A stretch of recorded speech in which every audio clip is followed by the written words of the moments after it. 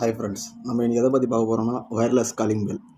இது வந்துட்டு நம்ம ஒயர் இழுக்காமல் விட்டுட்டோம், அல்லது பைப்பு பிளாக் ஆகிடுச்சு, அந்த இடத்துல நம்ம ஒயர் போட முடியல, பைப்பை போடாமல் விட்டுட்டாங்க, ஒயரே போட முடியல, ரொம்ப ரிஸ்க்கான இடம், அந்த மாதிரி இடத்துக்கு வந்து இந்த மாதிரி ஒயர்லெஸ் வந்து காலிங் பெல் யூஸ் பண்ணிக்கலாம். இதுக்கு வந்து ஒயரே தேவையில்லைங்க.